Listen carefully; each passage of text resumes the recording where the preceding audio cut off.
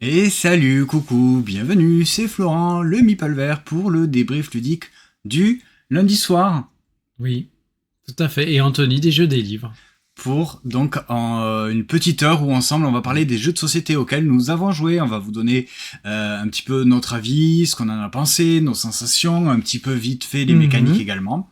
Et puis comme d'habitude on va voir sur MyLudo pour voir un petit peu la page et vous donner les informations qui sont disponibles sur ce site-là, dont je me sers principalement pour ces débriefs ludiques et puis pour suivre un petit peu l'actualité également en dehors des réseaux sociaux, voir ce qui sort et ce qui va arriver.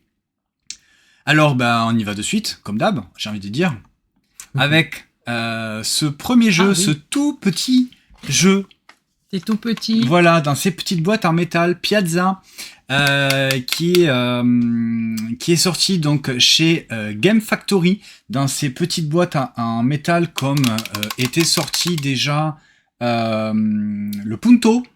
Vous savez, Oui, le petit jeu j'aime bien. ultra efficace Punto, cette espèce de puissance 4 avec des espèces de petites cartes rectangulaires, enfin carrées comme ça, Mhm. avec des petits points. Bon, Piazza, c'est dans la même veine, c'est-à-dire que c'est un jeu qui est très très simple, ultra accessible, vraiment très rapide. Ça se joue très simplement en fait. Donc on va recevoir des cartes de couleurs. Il y a 4 couleurs dans le jeu et ces cartes-là, donc elles ont des espèces de petits motifs de Piazza, hein, puisque nous allons pas du tout en coopératif, mais nous allons hop, voilà, par exemple, la couleur comme ça, la couleur un peu jaune. Et au centre, il y a un symbole. Donc, il y a le carré, le triangle, la fleur, enfin, plein de petits symboles. Le but, donc, c'est ensemble de créer, eh bien, une place, en fait, avec Mhm. ces espèces de dallages. Ce n'est pas du tout coop. C'est, à son tour, tout simplement, on va pouvoir poser une carte, voire deux, Mhm. dans le plateau central, qui est donc commun. Ah, le carré central. Le carré central, voilà, ça Mhm. pourrait ressembler par exemple à ça, en respectant la contrainte qu'il ne doit pas y avoir deux couleurs adjacentes Identique. et deux symboles également adjacents, identiques, Identique. évidemment, voilà. Donc là, par exemple, on voit cette carte-là, elle est orange, et bien aux alentours, sur les côtés adjacents, orthogonalement, il n'y a pas de orange, et il n'y a pas de même symbole, c'est-à-dire Le... non, c'est une petite fleur. On le voit pas très bien, mais c'est une petite fleur. Donc là, vous Ah voyez, il oui. y a un carré, une espèce de quatre triangles et un rond. Et comment on marque des Et points? alors, on va marquer des points tout simplement si on arrive à placer. En fait, ils disent des parenthèses, mais c'est tout simplement quand je vais poser une carte, je vais regarder si dans la ligne ou dans la colonne, je vais avoir une carte de la même couleur. Si par exemple, je posais cette carte-là, cette carte jaune-là, eh bien je crée une parenthèse, puisqu'il y en a déjà une ici dans cette ligne, et il y en a également une dans cette colonne. Eh bien tout simplement, les points, ça va être, je vais compter le nombre de cartes qu'il y a de cette carte, de la carte que je viens de poser avec la carte de la même couleur. Admettons là, sur cette ligne-là, je marquerai 4 points. Et je remarquerai également ici, tous ces Les points-là, 8 points. les 8 points, parce qu'il y a 8 cartes en tout, entre les deux couleurs jaunes, y compris les deux cartes. Les deux extrémités. Voilà. Mhm. Bah, Donc, c'est sympathique. c'est Ouais, ultra ouais. simple, c'est très marrant, c'est très simple en Un peu fait à comme le jouer. Punto. Oui, voilà, c'est un petit C'est jeu que tu vas sortir c'est bien. très simplement, très rapidement, et qui se joue un petit peu. Il y a un petit peu de stratégie. On va essayer de Oui, oui, il y un a le petit peu hasard de la pioche. d'orienter. Ouais, ouais, ouais. Donc à deux, on joue avec deux couleurs. Mhm. Et ça se joue, j'imagine, du coup, Jusqu'à jusqu'à 4. 4, effectivement, où chaque joueur, effectivement, voilà, va avoir sa propre couleur. Voilà, tout Ouais. simplement, à partir de 8 ans, des parties d'environ 15 minutes, ouais, maximum. Hein. Donc, vous voyez, c'est pas nouveau, hein, parce qu'il date quand même de 2023. Donc, aux alentours de 7,90 €. C'est un jeu chez Game Factory et en français par BlackRock. C'est un jeu de Bernhard Latch, Michel Albano et Uwe Rapp. Et on n'a pas de nom d'illustrateur. Non. Voilà, Bon. bon. Voilà pour ce petit Piazza qui, ma foi, nous a bien convaincus. Mhm. Si je pense que vous avez des petits cadeaux comme ça, tu sais, Mais j'aime bien cette gamme. un petit cadeau à faire avec des Quelqu'un personnes qui a déjà Punto. qui connaît pas vraiment trop les jeux, mais t'as envie Ouais. d'apporter un petit C'est peu pas ta cher. pierre à l'édifice. Oh, Je merci trouve que- pour le raid entre joueurs. Et salut entre joueurs, merci beaucoup, bienvenue à tous. Ça fait très très plaisir de vous voir ici. J'espère que vous allez bien. N'hésitez pas à nous dire vous jouiez à quoi. Et Oui. bonsoir du coup, bienvenue à tous. Audrey Romy, bonsoir. Salut. Alors, Coucou. les petites présentations, je suis Florent, le Meeple Vert sur Insta, également Anto, des jeux des livres sur Insta également. On présente sur Instagram donc des jeux de société, et tous les lundis vers 20h, on fait notre débrief ludique, c'est-à-dire que on vous parle en fait des jeux qu'on a joués sur la semaine qui vient de se passer. On vous donne donc notre avis, nos ressentis, on vous explique un petit peu les mécaniques, et on va donc, comme vous le voyez à l'écran, on va sur la page de Maludo pour vous donner un petit peu toutes les infos du jeu. Mais oui, on va bien et vous? Alors, vous jouiez à quoi? Si vous étiez en live sur Twitch, n'hésitez pas à nous le dire. Et ceux qui sont ici, qui ne viennent pas du raid, n'hésitez pas à cliquer sur leur profil pour vous abonner, parce que ce sont des gens qui sont très sympas, Très sympa. ouais, Ouais. et qui font des chouettes vidéos. Merci, des bisous. Ciao, ciao. À bientôt, merci beaucoup. En tout cas, Merci. beaucoup. Voilà, donc c'était le premier jeu de ce soir avec ce Classique, sympathique. Voilà. Et donc je disais, si jamais vous avez un petit cadeau à faire, mais qui coûte moins de 10 euros, vous arrivez chez quelqu'un, vous connaissez pas trop s'il aime les jeux ou pas. On l'a déjà fait, donc... Ouais, on l'a déjà fait avec un punto. Avec c'est un vrai. punto, Voilà. on a Et, mis tu comme joues cadeau. et tu joues Ouais. immédiatement en fait, parce que c'est très très simple. Voilà pour une petite idée cadeau, genre les petits secrets de Santa au bureau ou tu vois, Ouais. avec des gens que tu connais pas forcément. Écoute, je trouve que c'est une bonne solution pour un petit prix. Un autre petit jeu. Un petit prix. Un petit prix également, Ouais. qui pourrait très bien aussi se retrouver dans un Secret Santa, puisque Oui. ça commence un petit peu à arriver. Sweet, qui est un petit peu plus récent, puisqu'il est sorti à la mi-septembre chez Greux Game. Et qui ressort souvent sur notre table, Et ouais. finalement. Et oui, parce qu'en Ouais. fait, Alors que je suis pas du tout jeu de memory. c'est un jeu de memory. Ouais. Ouais. Mais il est fun en fait, parce que c'est vraiment pareil, c'est ce genre de jeu, Ouais. tu le sors en fait, et l'installation, en fait tout simplement tu mets toutes tes cartes au centre de la table, face cachée, Dans un joyeux bordel. c'est ça, et donc il n'y a pas de mise en place, si ce n'est de mettre tes cartes en vrac au centre de la table, et le principe c'est tout simplement de faire une suite, une suite Une suite. de valeurs de numérotés de 1 jusqu'à 8, avec ces cartes-là. Donc, Donc, on a une carte de départ. on a une carte de départ, Tirée au hasard. tirée au hasard, effectivement. Donc on vit ma vie d'ours à la recherche de miel pendant la saison chaude. Exactement, ça c'est pour le thème. Bon, il fallait un Oui, thème, petit peu il y en a bloqué, un. mais Ouais, c'est mais joliment illustré. exactement, c'est ce que j'allais dire, c'est que c'est quand même plutôt joli au niveau des illustrations. Et alors oui, le thème, il faut un thème, comme dans beaucoup de jeux. Mais ça marche bien, c'est plutôt sympa. C'est dommage qu'on n'ait pas de photos de mise en place. Bon, bref, Donc, il faut vous avez faire compris des le suites de principe. chiffres, ouais. Vous allez retourner à votre tour une carte, une à une. À tout moment, vous pouvez vous arrêter, ou vous devez vous arrêter si malheureusement vous retournez deux cartes de même valeur. Oui. Soit sur la table, soit celle que vous avez déjà récupérée. Si vous vous arrêtez avant, eh bien vous allez pouvoir récupérer les cartes qui sont dans votre propre suite. C'est-à-dire que si tu révèles un 6 et un 3, et que tu as déjà un 4 devant toi, le 6, tu ne vas pas pouvoir le récupérer. Non, parce que t'as pas le 5. Parce que tu n'as pas le 5, mais tu vas pouvoir récupérer Ouais. la valeur Le 3 directement et le adjacente à ta propre suite que tu as déjà récupérée. Alors, il y a des petites cartes bonus, et il y a également les cartes miel. Et l'odidou. Salut, coucou. Alors les cartes bonus, ça va nous permettre de Oui, c'est assez fort, hein, les cartes bonus. Hein, de regarder, par exemple... De regarder une carte avant d'en choisir une. Ça va également être une carte bonus, par exemple, qui va remplacer n'importe quelle valeur de carte dans ta suite. Et donc, tu vas retourner comme ça tes cartes. Et il y a également les cartes miel. Donc, si tu arrives à ton tour à révéler les 4 et uniquement les 4 cartes miel, eh bien, tu remportes instantanément la partie, même si tu n'avais pas terminé du tout ta suite. Alors moi, je suis pas du tout jeu de memory, mais finalement, cet effet de stop ou encore, c'est ça qui me plaît. Oui, il y a vraiment le stop ou encore, c'est-à-dire que tu peux décider de t'arrêter ou tu peux tenter ta chance et continuer de révéler les cartes. Voilà. Au bout d'un moment, tu t'arrêtes. Il faut pas trop révéler non plus parce que tu aides les autres. Effectivement, tu vas donner les informations de où sont les cartes à tes adversaires. Hop là. Voilà, c'est pareil. Donc Sweet, c'est une mise en place ultra rapide. Ça convainc tout le monde. C'est un petit jeu qui dure une dizaine de minutes pour jusqu'à 5 joueurs à partir donc de 8 ans.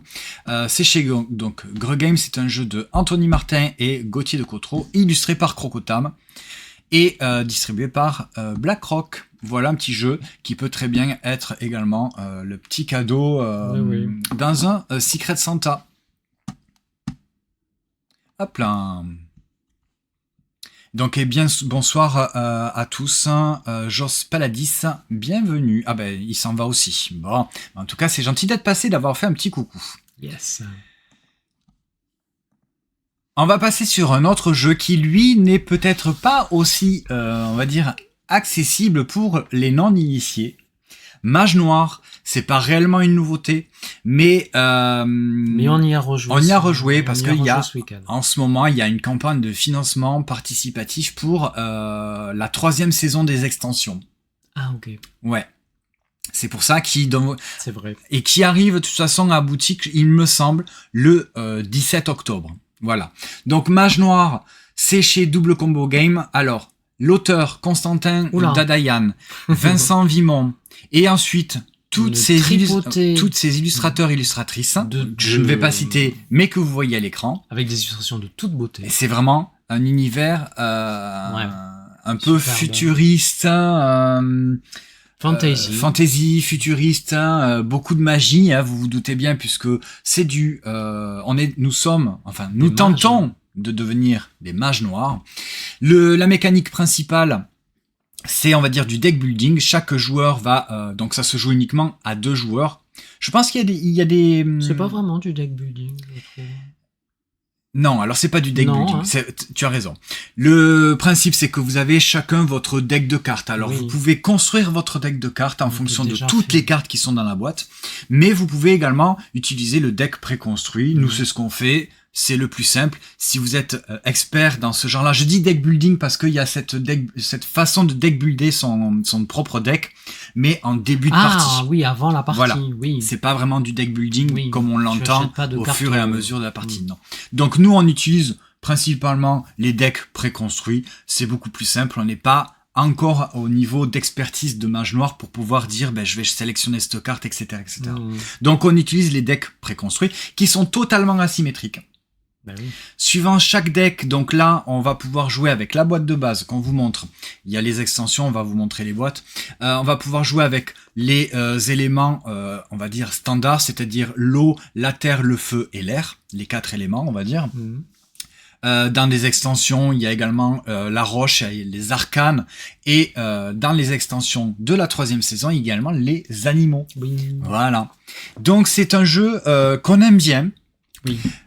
Complètement asymétrique, c'est de l'affrontement, tout simplement. Le but, c'est de réduire les points de vie de son adversaire à 0. Oui, c'est de la fight.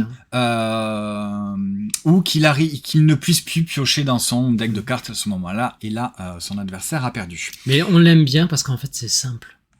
Ah ben c'est très simple. Donc tu vas piocher en début de partie 5 cartes et ces cartes-là, eh bien tu vas devoir les jouer. Comment tu fais pour les jouer? Eh bien il va falloir que tu paies en mana. Et c'est un petit peu le principe qui est original de mana, qui est la mana disponible. C'est-à-dire qu'à ton début de tour, tu vas pouvoir piocher 5 cartes mana, mais elles ne seront pas pour toi. Tu vas devoir les répartir sur 2 paquets du mana disponible au centre de la table. Et sur ces 2 paquets, eh bien, tu vas faire un coup chacun et tu vas devoir prendre un paquet. C'est Donc, bien ce split and choose là. c'est un peu du split and c'est choose, intéressant. effectivement. Ouais, il y a un peu de ça, effectivement. Dans la récupération du mana, c'est pas commun. Oui, c'est vrai. Donc tu vas récupérer ces cartes mana que tu as choisi de prendre suivant les manas de disponibles. Et tu vas pouvoir utiliser cette mana pour tout simplement payer tes cartes pour pouvoir les jouer. Payer tes sorts. En fait. C'est des sorts que tu vas effectivement lancer. Ces sorts, tu vas pouvoir soit les utiliser immédiatement pour faire des effets, soit de pioche de cartes, soit pour réduire des points de vie à son adversaire, ou d'autres effets particuliers. Je passe pas tout en détail, hein. Mais tu vas pouvoir également le canaliser.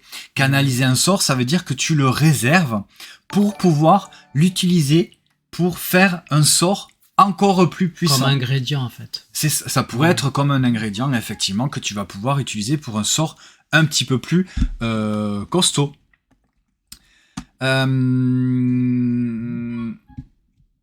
Oui, ok. Ouais, donc c'est plutôt assez stratégique parce que tu es un petit peu dépendant de ta pioche de cartes, mais tu vas pouvoir réserver des cartes. Tu vas pouvoir jouer tes cartes, tu vas pouvoir essayer un petit peu de bloquer ton adversaire en mettant dans cette mana disponible des cartes qui ne vont pas l'intéresser, mais qu'il va falloir que tu en mettes aussi pour que soit ça t'intéresse. Et à partir du moment où tu vas utiliser un sort, tu vas devoir remettre le mana dans la mana disponible au centre de la table, potentiellement disponible également pour ton adversaire. Donc tu vas jouer des cartes, tu vas jouer des sorts, tu vas pouvoir en canaliser pour faire des sorts un peu plus puissant pour tout simplement réduire les points de vie de ton adversaire à 0. C'est clairement de l'affrontement entre 2 joueurs. Et alors le but, tu vois, c'est pas franchement d'être mage noir, mais mage noir en fait c'est un moyen pour être beaucoup plus puissant. C'est une sorte de magie noire et suivant et en fait on le retrouve dans beaucoup de livres de fantasy. Si en fait tu décides d'être mage noir, ça te risques et périls, mais en fait, tu es beaucoup plus puissant. Donc tu peux très bien gagner la partie sans être mage noir. Oui, mais si tu deviens mage noir, tu as potentiellement plus de chances de réussir à réduire les points de vie de l'autre. Parce que effectivement, tes cartes que tu vas jouer, elles ont forcément un texte qui est indiqué, qui te dit infliger 1 point de dégâts à ton adversaire. Oui. Et entre parenthèses, souvent, si vous êtes mage noir, augmentez de 1. Voilà, souvent sur beaucoup de cartes, il y a si vous êtes mage noir, vous mettez 3 points de... Et donc être mage noir, ça demande un sort en particulier, mais que tu n'es pas du tout obligé de faire. Souvent, c'est un sort assez puissant. Ce sont des rituels. Il faut préparer le rituel un peu en avance, en amont. Mais ça, c'est pas obligé. Mais je trouve que c'est un choix qui est intéressant, en fait. Oui. Alors, il y a des avantages, mais il y a également des inconvénients. Voilà, tu peux succomber à la tentation d'être mage noir ou pas. Parce que du coup, quand tu es mage noir, suivant le rituel que tu fais pour devenir mage noir... Ça peut te provoquer des dégâts. Voilà. Et ça peut également te réduire ta main de cartes. Enfin, il y a plein de choses différentes. Alors, on n'a pas encore tout, on n'a pas encore joué tous les decks de cartes. Non. C'est vrai qu'on a un petit peu l'habitude. Salut, coucou Max. On a un petit peu l'habitude donc de jouer plus ou moins un petit peu avec les mêmes decks de cartes. C'est-à-dire que moi, j'aime bien jouer avec le deck, non pas le vert, hein, mais j'aime bien jouer avec le deck du vent, de l'air. Et moi, j'aime bien le feu. Le feu. Voilà. Donc, ce sont 2 decks qui sont assez comment dire, complémentaire, ouais, parce que moi des fois j'ai besoin d'air. Voilà, j'ai besoin d'air pour mon feu, en fait, pour mes sorts de feu. Ouais, exactement. Voilà. Ouais. C'est rigolo. Donc, on a rejoué. Donc, on y a rejoué ce week-end. Ouais.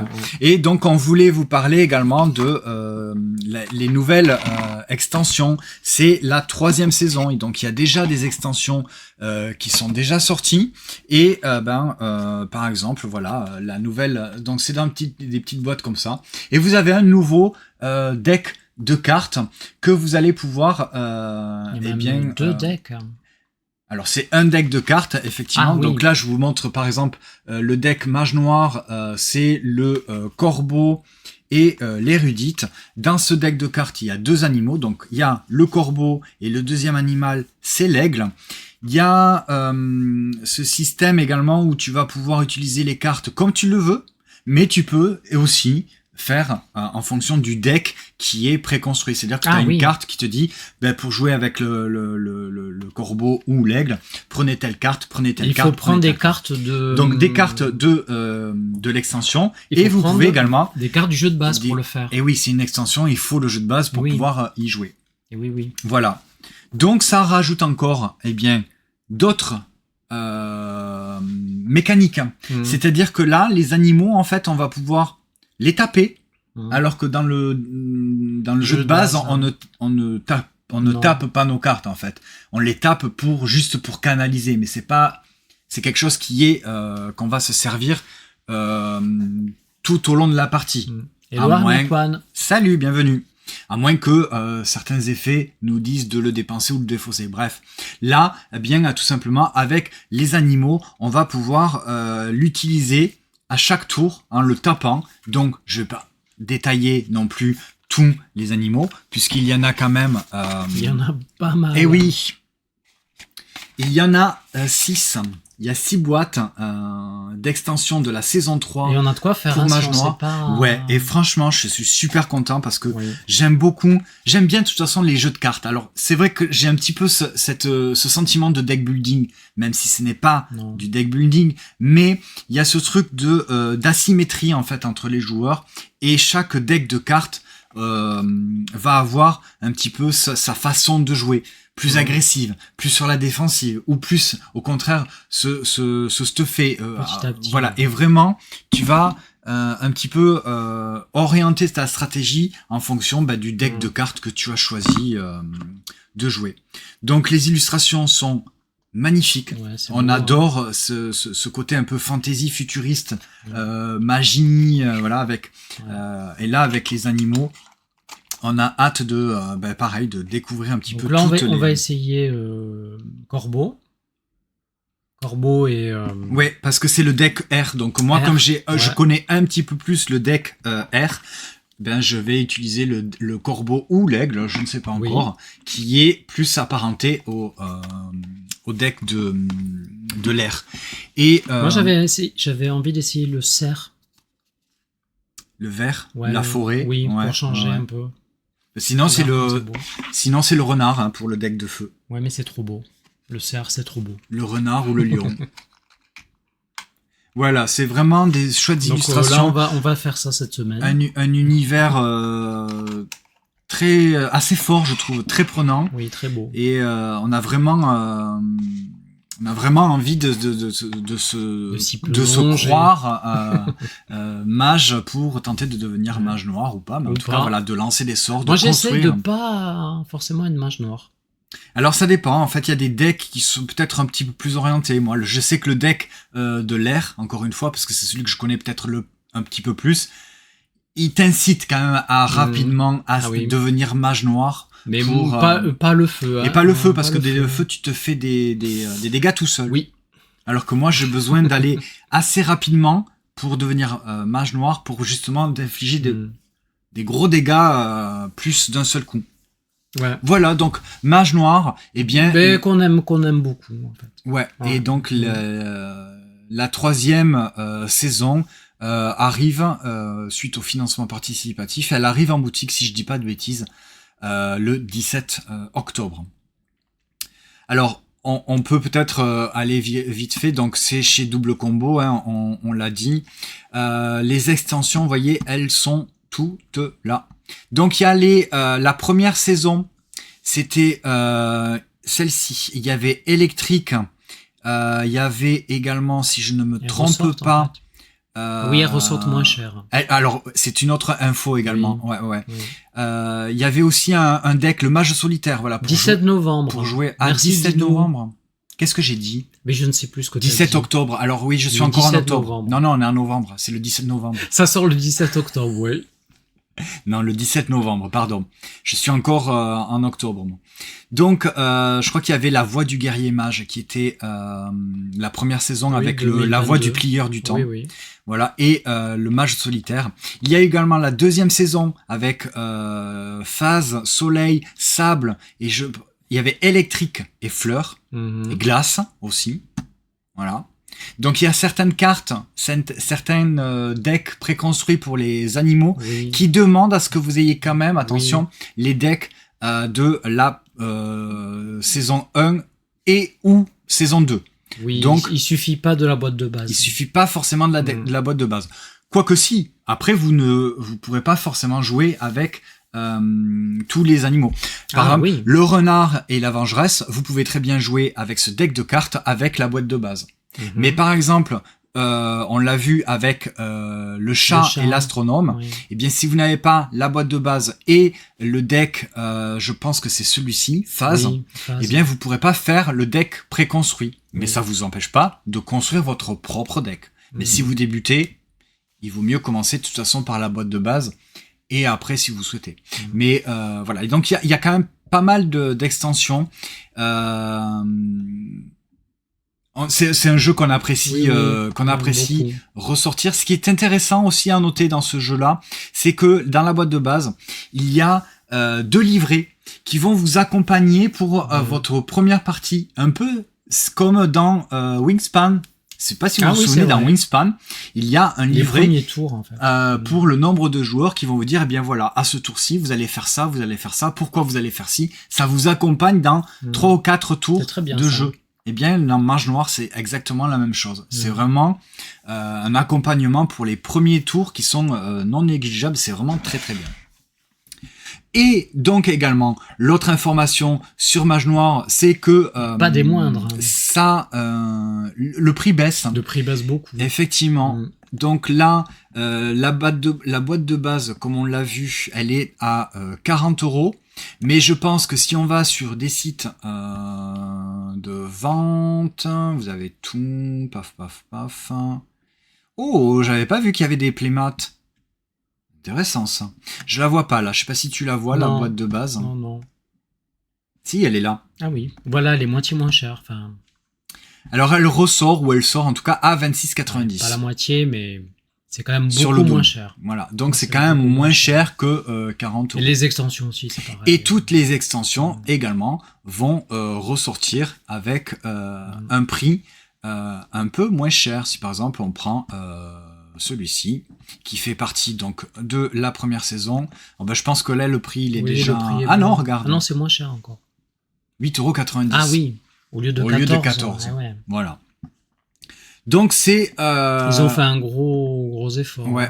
Et si vous aimez les jeux un petit peu comme ça d'affrontement de cartes, on n'est pas sur du jeu de cartes à collectionner, ou on n'est pas sur du Magic ou de trucs comme ça, mais il y a un peu... alors je connais pas Magic, hein, mais il y a un peu de sensation comme ça de jeu de cartes d'affrontement où on va jouer telle carte au bon moment. Mais je trouve plus simple, plus évident. Oui, c'est vraiment pas compliqué. Au niveau de la difficulté, ça nous correspond bien en fait. Oui, je trouve. Ouais, c'est relativement assez simple. Tu as tes cartes en main, tu vas devoir les utiliser en utilisant de la mana qui est ici, voilà, suivant ce que tu as disponible, pour pouvoir faire son sort ou pouvoir la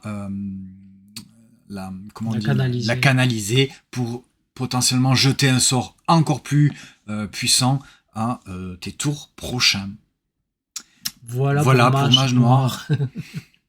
Non, mais parce que on est assez enthousiaste avec ce jeu parce que on aime bien l'univers, on aime bien les illustrations et alors ça râle quand même un peu. Ah bah oui, heureusement. Ça râle parce que c'est de l'affrontement. Oui, ça râle, forcément, quand tu mets 10 points dans la tête à ton adversaire, oui, il est pas ça content. râle, mais pas trop, ça va. Voilà, tu pars avec quand même ça va, on le sait. Avec 20 points de vie. Alors, ces points de vie sont matérialisés avec un dé. Un dé 20. Un dé 20, voilà. C'est bien. Peut-être pas, si tu bouges le dé, que ça tourne et que tu te souviens plus, voilà. Bon. C'est un petit peu le côté jeu de rôle. Tu vois. Oui. Qui fait que c'est un dé 20. Voilà, Arctic One, écoute, c'est un jeu qui se joue donc à 2 joueurs. Si vous aimez les affrontements de cartes, je peux franchement vous le conseiller. Surtout que maintenant la boîte de base, et qui est largement suffisante. Il n'y a pas besoin, si tu veux. Après, par la suite, tu peux aller vers toutes les extensions, mais c'est un chouette jeu. Nous, on aime beaucoup. Voilà pour Mage Noir. On reste pas dans l'espace. Planet Unknown, Supermoon. Planet Unknown fait partie de mes jeux favoris. Vraiment, je le trouve excellentissime. Il est, mais vraiment pour moi, il coche toutes les cases. C'est du polyomino, en fait, que tu vas placer sur ta planète. Ces polyomino, eh bien, ce sont des ressources que tu vas pouvoir tu matérialises en fait. Que tu vas matérialiser pistes, sur ta planète. Pistes, ouais. Donc, vous connaissez très probablement Planet Unknown. Franchement, c'est une très très grosse recommandation si vous aimez les jeux de polyomino. Mais tu t'en sors plutôt pas mal aussi quand même. Hein. Oui. Alors moi qui n'aime pas du tout les jeux de polyomino. Non, je n'aime pas du tout les jeux de polyomino. Mais celui-là, franchement, il tire son épingle du jeu. Ouais, parce que bon, il y a cette espèce de. Alors là, je vous montre l'extension, mais que moi, ce que j'aime, en fait, c'est les pistes. C'est ça. Alors, on va vite fait vous montrer donc Planet Unknown, le jeu de base. Ce qui est intéressant, c'est Suzanne, c'est cette espèce de plateau rotatif comme ça qui, chaque joueur avec sa petite flèche devant lui, on va pivoter. Le capitaine va pivoter donc ce sélecteur pour se servir. Par exemple, si je suis le joueur vert, je tourne le plateau et je le mets comme ça, je vais pouvoir prendre soit cette tuile, et tous les autres joueurs en simultané, par exemple le joueur bleu va pouvoir prendre cette tuile ou celle-là, le rouge, etc., et le placer sur sa planète, tout simplement dans le but de on va dire, de la terraformer. Oui. Hein, voilà. Et ce qui est intéressant, et c'est ça que tu aimes bien toi, c'est justement à chaque fois que vous allez poser une tuile sur votre planète, eh bien vous allez pouvoir augmenter sur votre piste ici le niveau. Vos pistes, magnifiques. Donc si vous posez une tuile verte et noire, puisqu'il y a toujours deux couleurs sur les tuiles que vous posez, eh bien vous allez augmenter la piste noire et la piste verte. Et alors c'est à chaque fois deux pistes. Il y a toujours deux pistes. Donc il y a la piste de civilisation, il y a la piste d'eau, il y a la piste de biomasse, il y a la piste du rover et il y a la piste de technologie. Et ça c'est hyper satisfaisant. Voilà. Et ouais, parce que c'est pas forcément... une piste, c'est même deux. Non, sur les 5. C'est ça qui est génial. Il va falloir essayer de monter plus ou moins toutes les pistes le plus haut possible. Alors à chaque fois, vous passez des paliers, vous allez débloquer des bonus. Ça combo. C'est vraiment un jeu génial. C'est vrai, hein, vraiment, il est excellent. Moi, je l'adore. Et donc, tout ça pour en revenir à bien l'extension Supermoon. Dans cette extension, plusieurs modules qui sont disponibles. On a joué, nous, avec l'extension Supermoon, avec la petite lune. Le module de base. Donc, c'est une lune qu'on va rajouter sur le côté, en fait, sur laquelle, eh bien, on va pouvoir placer, de la même manière que sur notre planète classique, et bien placer ces polyomino. Ça va nous rapporter des petits objectifs supplémentaires. Donc on le voit. Il y a toujours, je le rappelle, mais il y a toujours le côté asymétrique sur Planet Unknown, suivant les planètes, ou recto verso. Et bien c'est la même chose sur les lunes. Vous avez un côté symétrique pour tous les joueurs, qui vont vous rapporter 8 points si vous arrivez à placer sur cette lune, qui est quand même beaucoup plus petite que la planète. Donc vous n'avez pas énormément de place. Si vous arrivez à placer les 6 les 6 ressources différentes, eh bien vous allez pouvoir gagner 8 points. Par contre, attention, si vous avez des météorites qui sont à la fin de la partie, vous perdez 3 points par météorite. Et donc tout autour, en fait, vous avez cette espèce de satellite, en fait, qui à chaque fois que vous allez poser une tuile sur la Lune, eh bien vous allez compter le nombre de cases que recouvre cette tuile, donc le nombre de cases de la tuile, et vous allez déplacer d'autant de cases ce satellite qui est autour de la planète. Et une fois que vous avez terminé votre déplacement avec ce satellite, eh bien il va tirer un rayon laser qui va détruire tout ce qu'il y a dans ce rayon. Alors détruire tout, non, les tuiles vont rester, mais ça va détruire les météorites, mais attention, ça peut détruire votre rover s'il se trouve dessus. Donc un conseil, n'envoyez pas votre rover sur la Lune. Ça sert à rien, il y a le satellite qui va, lui, s'occuper des météorites. Voilà, donc ça c'est pour le module de la Lune, hein, on le voit ici. Il y a également ce module bloc terrain qui va nous permettre de, au lieu de prendre un bloc terrain de biomasse, les verts, eh bien on aura le choix. On va pouvoir prendre n'importe quelle couleur. Tu vois, plutôt que ce soit un vert, eh bien ce sera peut-être un rouge ou un noir ou etc. Comme tu veux. Oui. C'est bien pour les objectifs en fait. Pour finir les lignes. Et oui aussi. Voilà. Attention, les blocs terrain que tu rajoutes, tu ne fais pas augmenter ta piste quand tu le poses. Hein, voilà. Mais ça peut te permettre d'agrandir une zone, par exemple.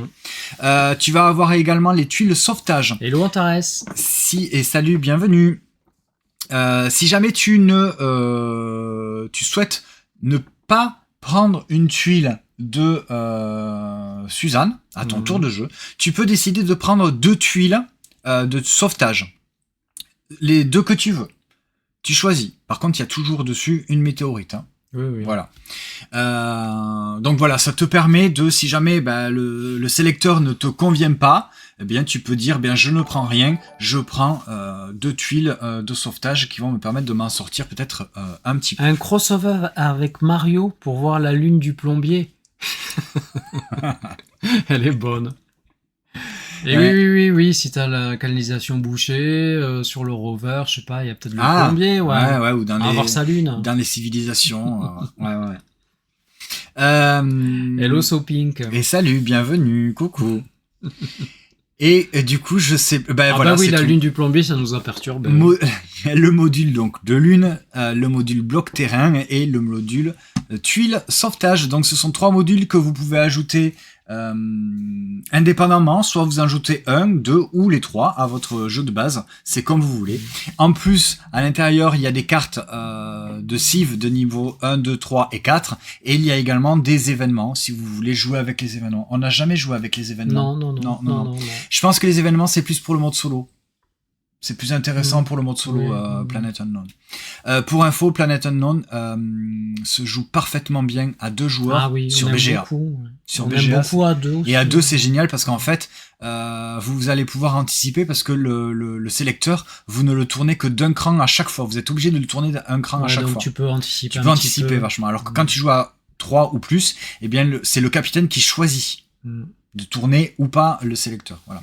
Et effectivement, il y a aussi cette nouvelle super planète qui sont 4 morceaux de planète que tu vas pouvoir jouer. Celui-là, je l'ai pas détaillé celui-là, donc je ne pourrais pas vous en dire plus. Ouais, elle est complète cette extension. Ça apporte un petit plus en fait au jeu de base. À noter que dans l'extension, vous avez le couvercle pour mettre sur votre sélecteur du jeu de base. Avec un élastique également. On aurait pu l'avoir dès le début. Ça a été souvent reproché. Donc, vous voyez, on le voit là, l'élastique et le couvercle qui va sur le sélecteur du jeu de base. Voilà. Mais voilà, si vous n'avez pas joué à Super Moon de Planet Unknown et que vous aimez Planet Unknown, vous pouvez y aller. Ça ne complexifie pas le jeu, mais ça le renouvelle un petit peu. En plus, ça peut te sauver finalement la Moon. La Moon. Oui, la Moon. The Moon. La grosse Moon. Finalement, vers la fin, si tu sens que tu peux pas tout placer sur la planète et que la fin va arriver trop vite, mais tu peux placer sur la Lune. Oui, tu peux, mais je suis pas sûr que ça peut te sauver la mise. Je sais pas. Parce que la Lune est j'ai pas du tout fait ça, mais bon. Parce que en fait, il y a pas beaucoup d'emplacements mais un petit peu quand même. Donc voilà, ça rajoute un petit truc qui permet de renouveler le jeu sans l'alourdir.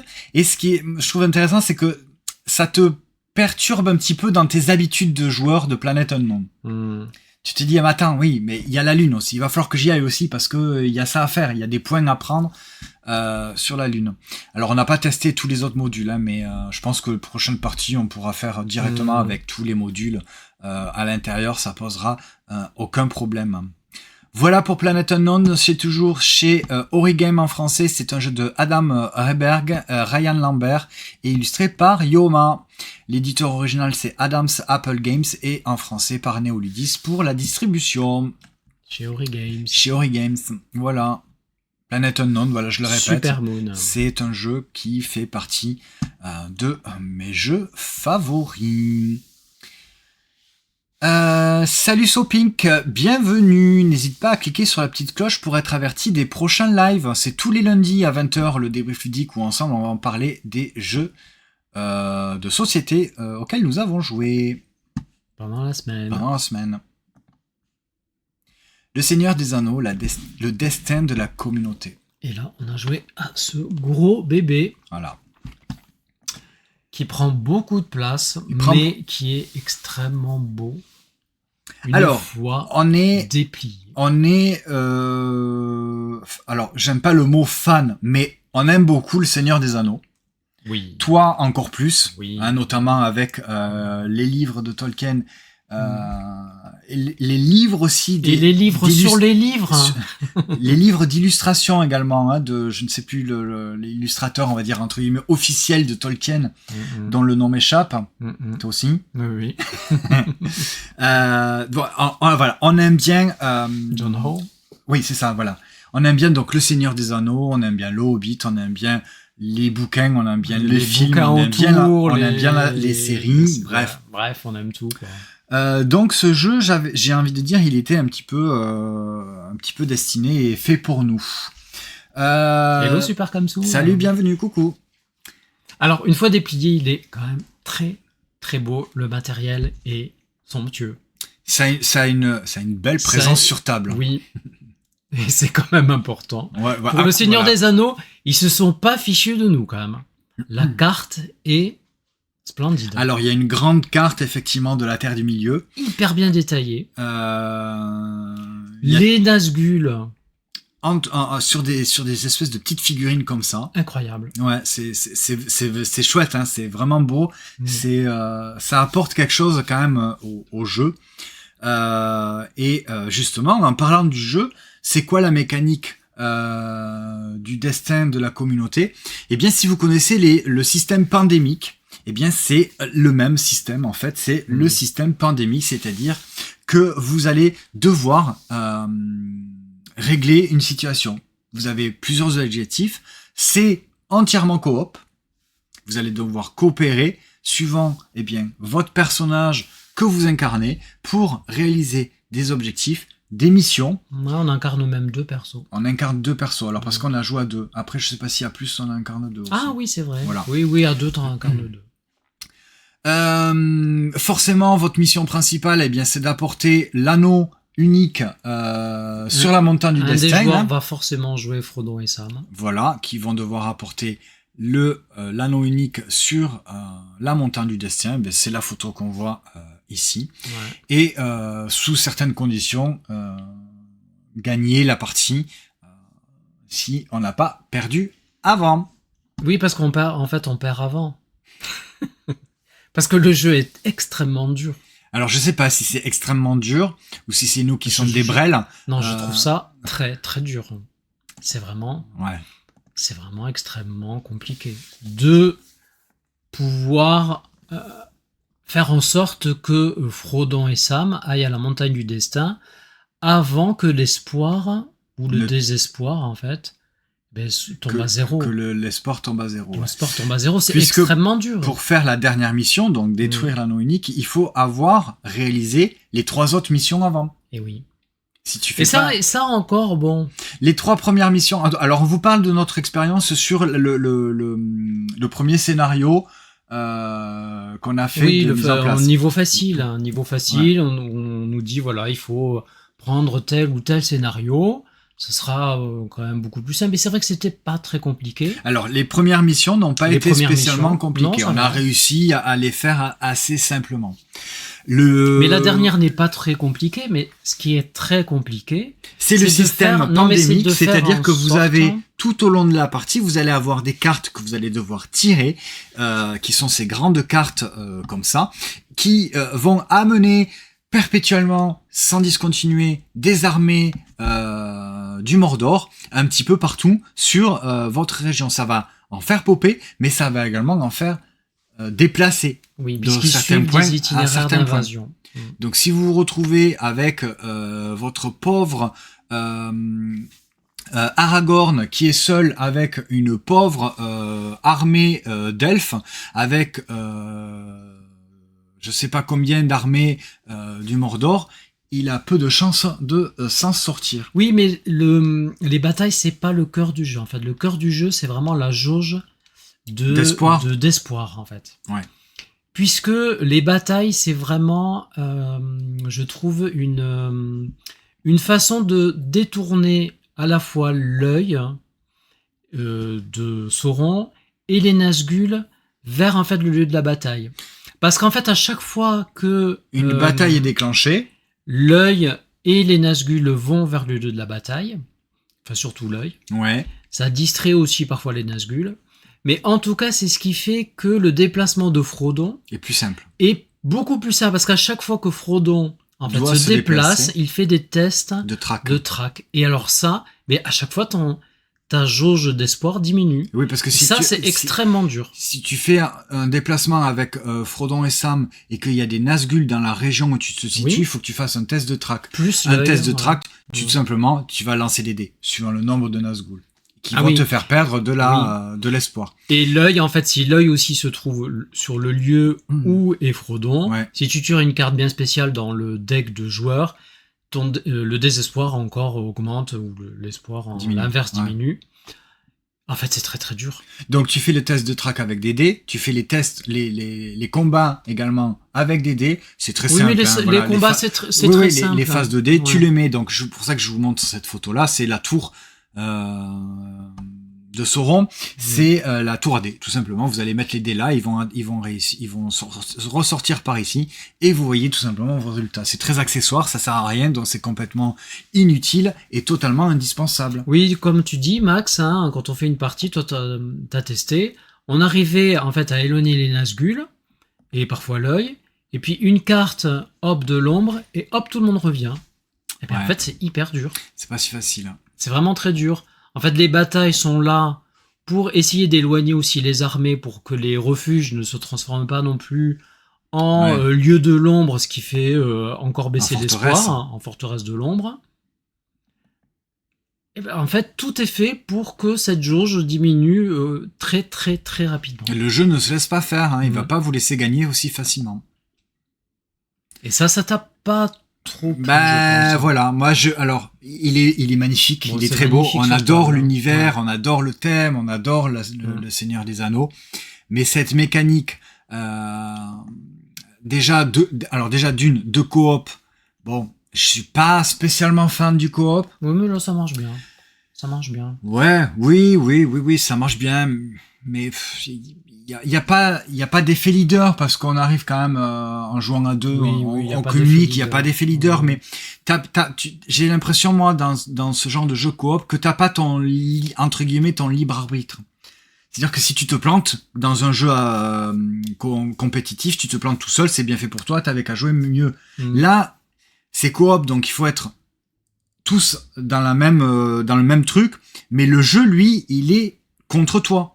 Et il est beaucoup plus fort que toi, le jeu. Il va pas te laisser faire, en fait. Et c'est ça qui m'a pas spécialement convaincu sur cette mécanique. Alors, je ne connais pas la mécanique de Pandémique, hein. On n'a jamais joué à Pandémique avant ça. Mais du coup, j'ai pas spécialement envie de jouer à Pandémique. Après ça, non. Non, mais moi, je jouerais pas à Pandémique spécialement, mais... Voilà, là, oui, je trouve pour le coup, le thème de Pandémique, c'est pas du tout sexy, ça donne pas du tout. Non, mais là, voilà. Là, le thème, oui, le thème me plaît. Là, je joue avec grand plaisir. Oui. Alors, forcément, on y rejouera, hein, parce qu'on va faire d'autres scénarios, on va voir. Ouais. Mais voilà, je suis pas, c'est vraiment ce type de mécanique qui, moi, ne me convient pas spécialement. En fait, que ça pop, hein.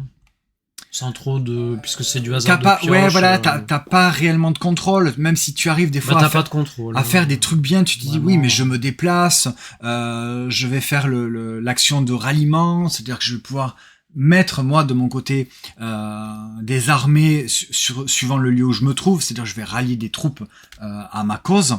En même temps, tu peux avoir que 3 dans une bataille, tu peux avoir que 3 dés en fait. Oui, mais bon, après ça peut, s'il y en a qui se font éliminer, plus tu as d'armées, plus tu as en même temps, on est assez limité hein, en troupes, on est quand même limité. Ouais. Par rapport au rouge, je serais pas vraiment plus l'expliquer pourquoi, mais c'est pas quelque chose qui Qui te réveille la nuit. Ouais, non. Alors j'y jouerai forcément parce que je sais que toi, le Seigneur des Anneaux, c'est ce que tu préfères, on va dire, comme univers littéraire. Mais voilà, moi ça m'enchante pas plus que ça. C'est pas ma came en fait, hein, voilà, de système de jeu. Oui. Ok, c'est rien d'autre. Non, j'ai rien d'autre à dire. Ok. Si ce n'est que c'est très beau.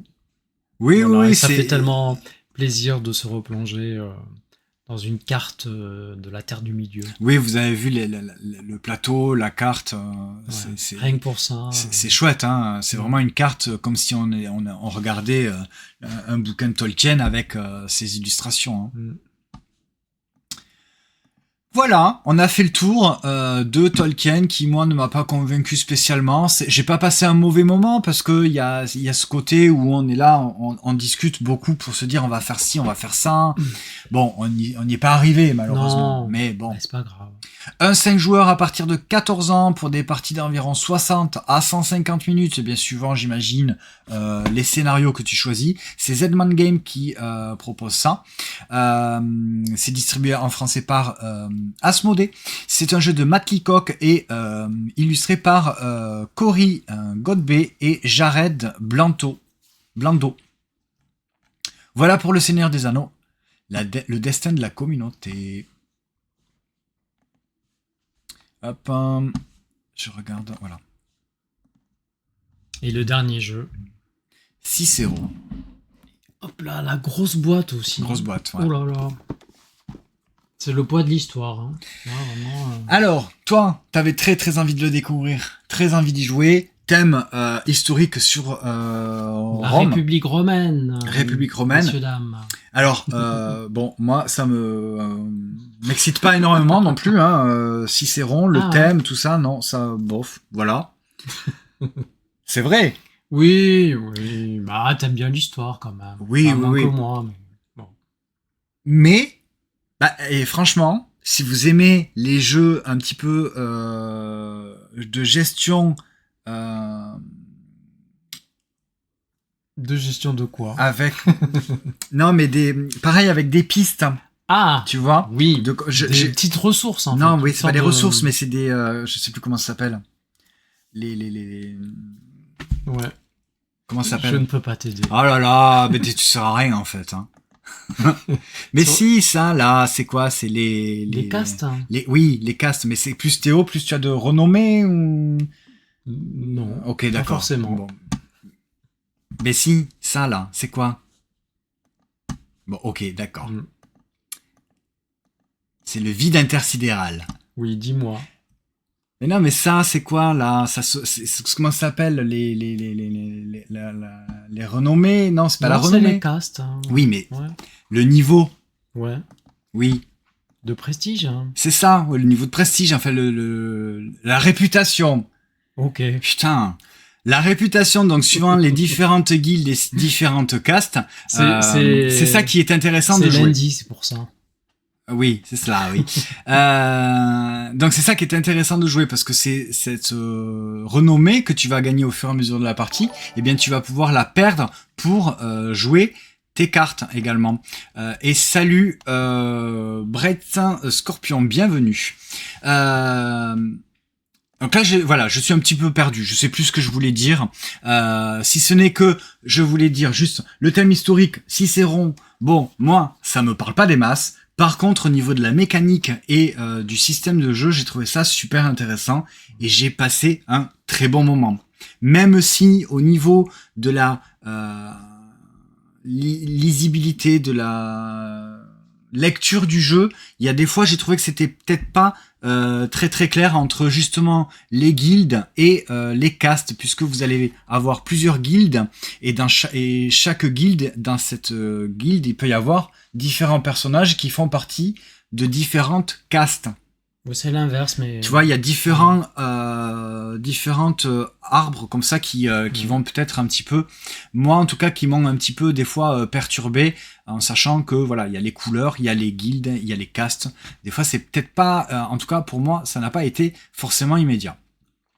Donc vous allez tout simplement tenter d'asseoir votre réputation sur Rome pour gagner, on va dire, les préférences de Cicéron dans cette Rome, dans cette République de Rome, avec des sénateurs que vous allez bien tout simplement attirer dans votre cénacle pour obtenir des voix, tout simplement pour avoir le plus de points possible avec des objectifs qui sont soit sur les cartes là, soit en fonction de votre justement de votre réputation, de votre renommée sur les différentes castes ou guildes. Voilà, je ne sais même plus si c'est des castes ou si c'était les guildes. C'est ça qui m'a posé un petit peu problème tout au long de la partie. Vous avez également sur les cartes donc pas mal d'informations. Justement, soit la guilde, soit la caste. Donc la guilde ou la caste, je ne sais pas. C'est la couleur. C'est la caste. Et vous en avez une autre ici. C'est la petite icône qui se trouve sur le bandeau à gauche. C'est l'influence du sénateur sur les guildes. Voilà. Vous allez avoir donc également des petits objectifs que vous allez pouvoir compter à chaque fin de manche, suivant les icônes qui sont présentes sur les cartes. Et vous allez avoir le nombre de voix qui vont être comptées à la fin de chaque manche pour savoir qui va être le primus. Le primus Dans chaque caste. Dans chaque caste, voilà. Et c'est toujours le même problème de caste guilde qui voilà. Donc ça, je t'ai laissé gérer au niveau du scoring. Moi, j'ai trouvé ça extrêmement simple et fluide. En fait. Bah pas du tout moi. Mais bon, c'est pas grave, j'ai passé un très bon moment et je t'ai éclataxe. Voilà, comme quoi. Oui, c'est lui qui a compté les points parce que au bout d'un moment, je dis vas-y, fais parce que je ne sais plus. Bon, après c'est peut-être juste que mon truc extrêmement simple. Toi, t'as trouvé ça plus fluide et on va dire pas accessible, mais plus oui. Pas de complexité de ton côté. Mais en tout cas, voilà, j'ai souvent entendu que Cicéron n'était pas fait pour jouer à 2 joueurs. Alors que c'est très bien que c'est très très bien à 2 joueurs. En fait, il n'y a pas de joueurs le côté, si tu veux, négociation qui pourrait y avoir en tout début de manche. Ça se joue en 5 manches. Et en début de manche, en fait, il pourrait y avoir à plus de 2 joueurs, ce qui ne peut pas se passer en fait à 2, toute une série de négociations pour l'élection en fait du princeps. Et en fait, le princeps à 2, bon, forcément, c'est celui qui a il n'y a pas de négociation à 2.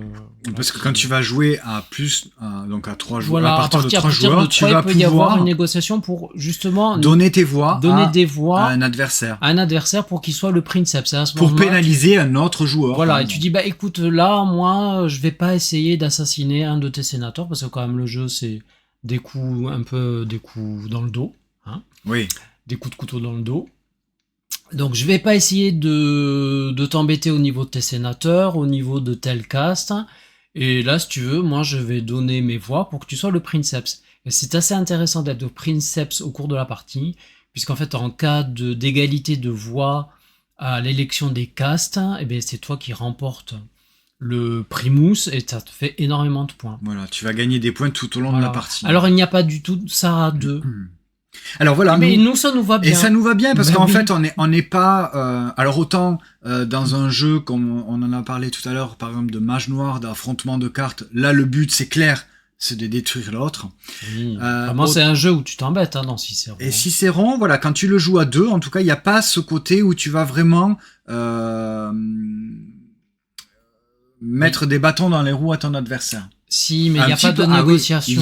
Il y a le côté où si tu vas pouvoir jouer des cartes, tu vas pouvoir assassiner les sénateurs de ton adversaire. Voilà, c'est un peu le but. Mais en tout cas, nous, on l'a pas spécialement joué comme ça. Oui, tu peux ne pas trop. Puisqu'on est un petit peu moins dans ce genre de jeu. On est plus dans la gestion, comme je vous le montrais, avec les différentes pistes et de renommée, un petit peu chacun dans notre truc. De temps en temps, tac, on se fait un petit coup bas. Tiens, je joue cette carte, je t'assassine ce sénateur, tu pourras pas marquer ses points.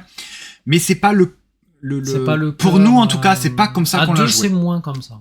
Et c'est le problème, je pense que qu'a eu ce jeu, c'est au niveau de ça, entre guillemets, de sa réputation, qui on a souvent entendu dire, en tout cas de notre côté, qu'il n'était pas fait pour jouer à 2 joueurs. C'est dommage, parce que ça nous a bien plu.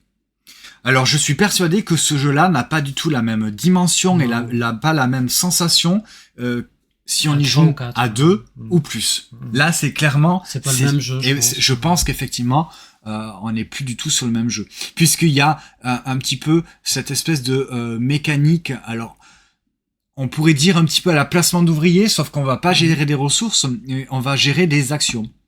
Donc, si un emplacement est pris, tu ne vas pas pouvoir t'y mettre pour faire l'action que, par exemple, tu souhaitais. À 2, il y a un troisième joueur fictif qui va prendre des emplacements, mais on ne s'est pas spécialement trop gêné.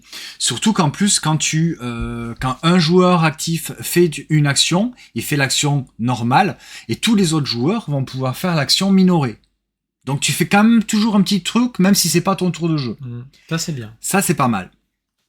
Donc voilà, il n'y a pas à 2 joueurs, il n'y a pas cette sensation de placement d'ouvrier où tu piques la place et que les autres vont pas pouvoir faire l'action.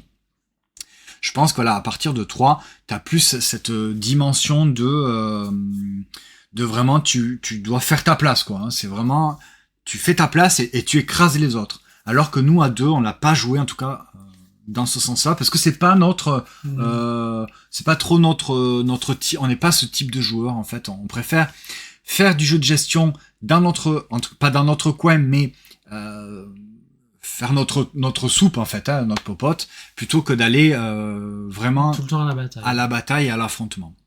En tout cas, voilà. Alors, c'était peut-être pas très très clair au niveau de l'explication, mais moi, j'ai quand même plutôt passé un bon moment, même si je le répète, des fois, c'était pas toujours très lisible, mais bon, toi, t'as pas eu cette même sensation. Non, je trouve ça très simple. C'est chez Sweet Games, c'est un jeu de François Delbosque, illustré par Anne et Seb, et c'est Ludistri qui nous amène ça en français. Et donc, c'est sorti mi-septembre aux alentours de 52€. C'est un gros jeu quand même, vous voyez, c'est une grosse boîte, il y a quand même pas mal de matériel, il se joue jusqu'à 5 joueurs. Des parties d'environ 90 minutes. On a mis quand même un petit peu plus, il me semble. 1h30. Non. Oui, remarque 1h30. Ouais, c'est vrai. Ouais, on a peut-être mis 1h30. Ouais. Alors, c'est pas très ramassé. C'est vrai que 5 manches. Il y a il y a ce côté un petit peu de simultané. C'est-à-dire que si le joueur actif fait une action, les autres joueurs vont faire l'action minorée. Donc, il n'y a pas de temps de latence, en fait. Oui, on a que 3 serviteurs à placer, ça va vite. Voilà, oui. Donc, tout au long de la partie, en fait, tu fais toujours quelque chose. Il n'y a pas, il y a pas de temps d'attente, hein, parce que tu fais toujours une action, même si c'est pas spécialement à ton tour. Et voilà, il est 9h. T'es pressé, t'as rendez-vous? Non. Eh bien, on a fait le tour, effectivement. Voilà. On a parlé donc de notre petite sélection de jeux que nous avons joués. Donc, on vient de parler de Cicéron. On vous a parlé du Seigneur des Anneaux, le destin de la communauté, qui, moi, m'a un petit peu moins convaincu, toi, un petit peu plus. Ouais. L'extension Supermoon de Planet Unknown, bon ben voilà, ça c'est la grosse recommandation, j'adore Planet Unknown. Supermoon vient un petit peu renouveler le jeu de base. On a parlé de Mage Noir et de sa nouvelle, entre guillemets, édition avec un prix réduit et de toutes ses extensions avec les nouvelles extensions, avec les animaux qui arrivent le 17 novembre. On a parlé de ce petit jeu super mignon, Sweet, dans lequel on va faire des suites, avec le système de memory, ultra drôle, ultra simple, ultra accessible. Tu poses les cartes en vrac au milieu de table et tu joues.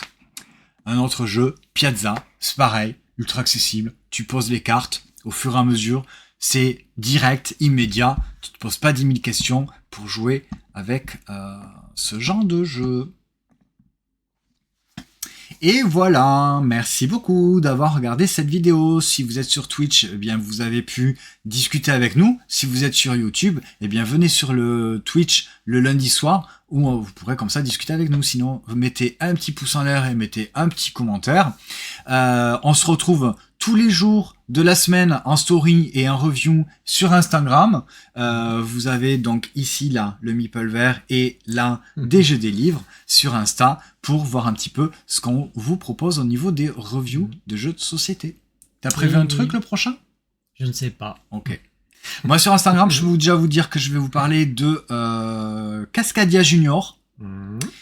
Et qu'est-ce que c'est que j'ai prévu?